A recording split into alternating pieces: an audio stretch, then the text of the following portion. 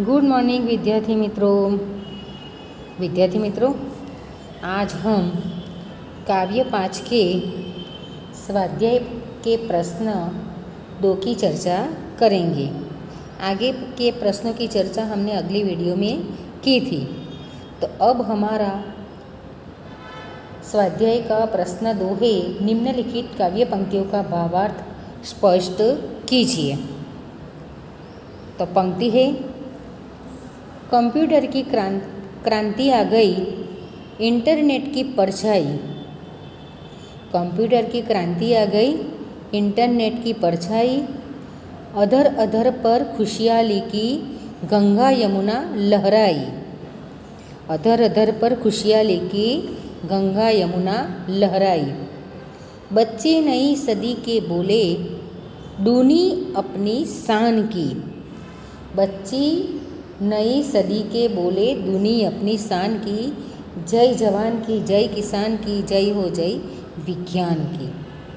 तो विद्यार्थी मित्रों, हमें यह काव्य पंक्ति का भावार्थ लिखना है कि कंप्यूटर के कारण जीवन में बदलाव आ गया है, कि आज हमारे जीवन में कंप्यूटर आ गया है और कंप्यूटर के कारण कई बदलाव भी आ गए हैं। इंटरनेट सबको सुख दे रहा है कि इंटरनेट के उपयोग से पूरी दुनिया हमारी मुट्ठी में आ गई है कि हमें जो चाहे वह कार्य कर सकते हैं घर बैठे बैठे। इसके उपयोग से होठों पर ऐसी मुस्कान है जैसे इन पर खुशियों की गंगा यमुना लहरा रही है, कि हम सबके होठों पर यानी मुख पर इतनी मुस्कान आ गई है कि सबके मुख पर मानो खुशियों की गंगा यमुना लहराए। जैसे नदी में गंगा यमुना में नदी के पानी कैसे लहरा रहे हैं, ऐसे ही लहर हमारे मुख पर आ रही है कि हमारे जीवन में आ गई है। इस नई सदी के बच्चे दुगुना गर्व से बातें कर रहे हैं और नई सदी के बच्चे भी दुगुना એટલે दो गुनी गर्व से बात कर रहे हैं। पिछली सदी के बच्चों की अपेक्षा आज के बच्चे बहुत आगे निकल गए हैं, कि पिछली सदी की जो बच्चे थे वह उसको तो ये सब सुविधाएं मिली ही नहीं हैं, तो वो तो पीछे रह गए। और आज के बच्चे बहुत आगे बढ़ गए हैं, कि बहुत आगे निकल गए हैं। उन्हें सुख सुविधाएं मिल रही है, कि आज के बच्चे को सब सुख सुविधाएं मिल रही है, इसलिए वह बहुत खुश है। इसलिए कहा गया है कि बच्चे नई सदी के बोले, ढूंढी अपनी शान की। जय जवान की, जय किसान की, जय हो जय विज्ञान की। तो विद्यार्थी मित्रों, आपको समझ में आ गया यह भावार्थ। अब हमारा भावार्थ है दूसरा। चले समय के साथ तभी तो दुनिया में यश पाएंगे। चले समय के साथ तभी तो दुनिया में यश पाएंगे। इस वसुधा पर स्वर्ण सवेरा निज प्रयास से लाएंगे। इस वसुधा पर स्वर्ण सवेरा निज प्रयास से लाएंगे। फिर करनी शुरुआत सभी को मानवता के गान की। फिर करनी शुरुआत सभी को मानवता के गान की। जय जवान की, जय किसान की, जय हो जय विज्ञान की। तो विद्यार्थी मित्रों, इस पंक्ति में क्या कर रहे हैं कि विज्ञान और टेक्नोलॉजी के इस युग में हमको समय के साथ चलना पड़ेगा, कि आज का युग विज्ञान का युग है और टेक्नोलॉजी का युग है। तो विज्ञान और टेक्नोलॉजी के इस युग में हमें यानी हम सबको समय के साथ चलना पड़ेगा। हम समय के साथ साथ चलेंगे तो ही दुनिया में हम यश पाएंगे, तो ही दुनिया में हमारी नामना होगी, हमें यश मिलेगा, गर्व मिलेगा। हम अपने प्रयत्नों से ही इस धरती पर सुनहरी सुबह ला सकते हैं कि अब हमें बैठे नहीं रहना है, प्रयत्न करना है और प्रयत्न करते रहेंगे तो भी तो इस धरती पर हम सोनेरी सुबह ला सकेंगे। हम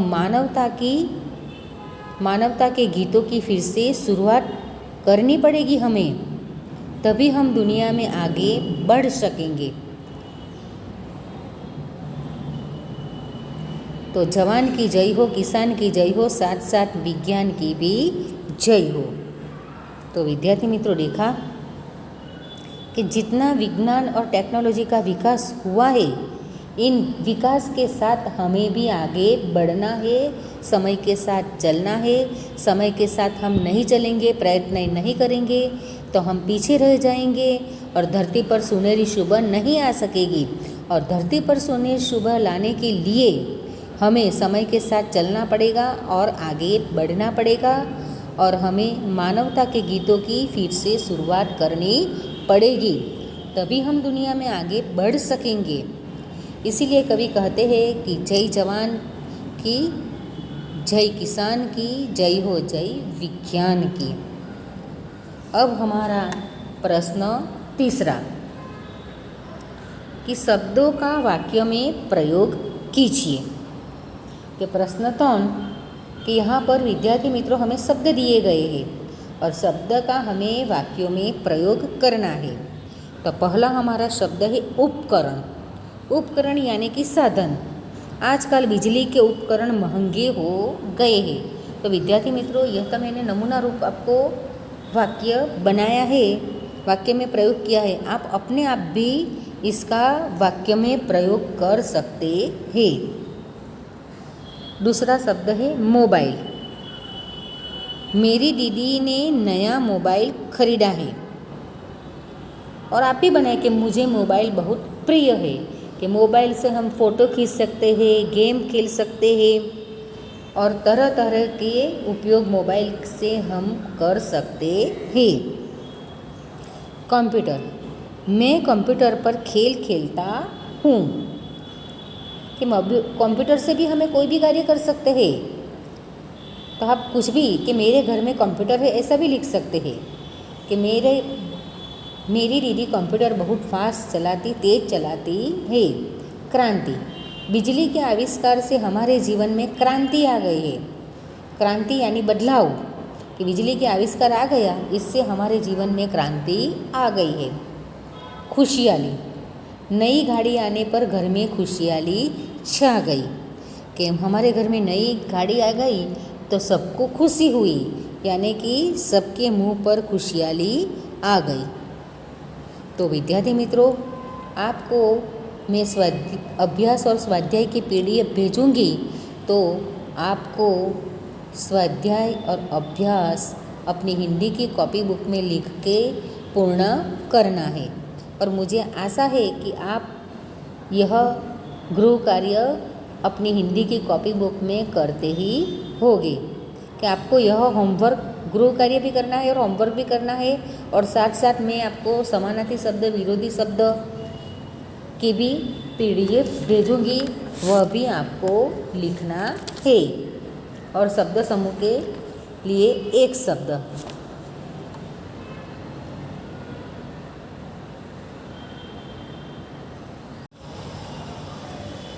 विद्यार्थी मित्रों, अब हमारा आता है स्वाध्याय का प्रश्न 4। चित्र देखकर अपनी कॉपी में वाक्य लिखिए। तो विद्यार्थी मित्रों, हमें चित्र को देखना है और चित्र में क्या हो रहा है यह हमें लिखना है। तो हमारा पहला चित्र में लड़का पढ़ रहा है।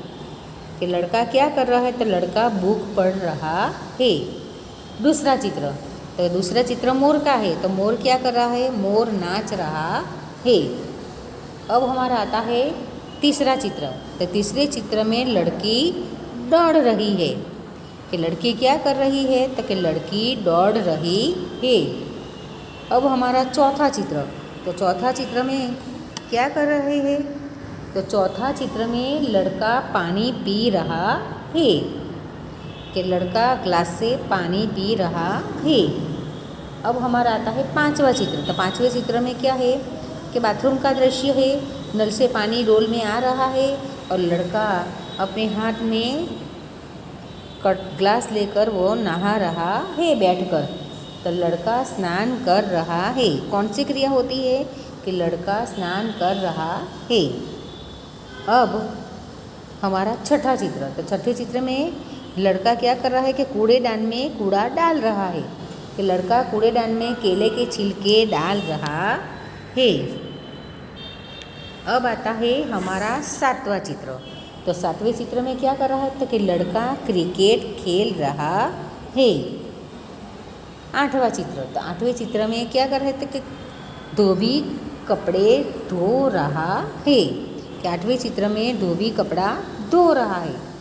अब वो आता है हमारा नौवां चित्र। तो नौवां चित्र में क्या है कि लड़का बीमार लड़के को पहिए वाली कुर्सी पर बैठा कर ले जा रहा है। कि एक लड़का दूसरे लड़के को पहिए वाली कुर्सी पर बिठा कर ले जा रहा है। अब हमारा 10वां चित्र। तो 10वें चित्र में क्या दिखाई देता है कि लड़का बेड पर सोया हुआ है। तो बालक सो रहा है। अब हमारा 11वां चित्र। तो 11वें चित्र में क्या दिखाई देता है कि फेरी वाला के पास लारी है और लारी में कुछ फ्रूट रखे हैं कि साग सब्जी रखी है उसने। तो फेरी वाला साग सब्जी बेचने जा रहा है। अब हमारा 12वां चित्र। तो 12वें चित्र में क्या हो रहा है तो कि 12वें चित्र में लड़का पौधे को पानी दे रहा है। कि लड़का क्या कर रहा है कि लड़का पौधे को पानी दे रहा है। तो विद्यार्थी मित्रों, हमें ये सब चित्र देखे और चित्र में लड़का क्या कर रहा है वह सब देखा। तो लड़का ये सब क्रियाएं कर रहा था। तो आगे की वीडियो में हम क्रिया के व्याकरण में क्रिया सीखेंगे कि जिस समय जो कार्य कर रहा होता है उसे कहते हैं क्रिया। तो विद्यार्थी मित्रों, अगले वीडियो में हम आपको यह क्रिया के बारे में व्याकरण में विस्तार से समझाएंगे।